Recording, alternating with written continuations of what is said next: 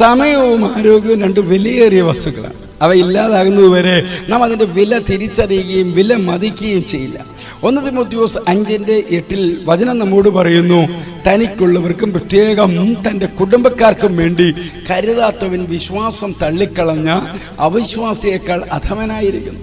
നമ്മുടെ കുടുംബത്തെയും കുടുംബാംഗങ്ങളെയും പരിപാലിക്കാനുള്ള ഉത്തരവാദിത്വങ്ങളെ കുറിച്ചും അതിന്റെ പ്രാധാന്യത്തിന്റെ തീവ്രതയെയും ഈ തിരുവെഴുത്ത് തന്നെ പറയും. ചില സമയങ്ങളിൽ നാം ഈ വചനത്തിൽ നിന്ന് മുന്നോട്ട് പോവുകയും നമ്മുടെ സ്വന്തം ആരോഗ്യം ശ്രദ്ധിക്കേണ്ടതുണ്ടെന്ന് മറക്കുകയും ചെയ്യും. നിങ്ങൾ രോഗിയാണെങ്കിൽ മറ്റുള്ളവരെയും കുടുംബാംഗങ്ങളെയും എങ്ങനെ പരിപാലിക്കാൻ കഴിയും?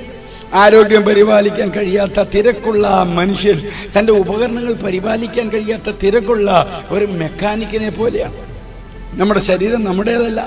യേശുവിൻ്റെ വിലയേറിയ രക്തം എന്ന വിലയാലാണ് നാം സൃഷ്ടിക്കപ്പെട്ടതും വിലയ്ക്ക് വാങ്ങപ്പെട്ടതും. അതിനാൽ നിങ്ങൾ തുടർമാനമായി പഴകി നശിക്കും വരെ ഓടുന്നുണ്ടെങ്കിൽ, ശരീരത്തിന് ഒരിക്കലും വിശ്രമമോ പോഷകാഹാരമോ നൽകുന്നില്ലെങ്കിൽ, നിങ്ങൾ ദൈവത്തെ ബഹുമാനിക്കുകയും നിങ്ങളുടെ ശരീരത്തിലൂടെ മഹത്വപ്പെടുത്തുകയും ചെയ്യുന്നത് എങ്ങനെ?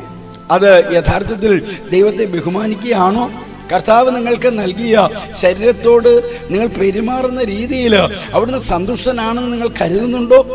ദൈവം അനുഗ്രഹിച്ച ശരീരത്തെ പരിപാലിക്കുന്നതിലൂടെ നിങ്ങൾ ദൈവത്തെ എത്രമാത്രം സ്നേഹിക്കുകയും വിലമതിക്കുകയും ചെയ്യുന്നുവെന്ന് കാണിക്കുന്നു. ക്രിസ്തുയേശുവിലൂടെ ഒരു നല്ല ദിവസം ആശംസിക്കുന്നു.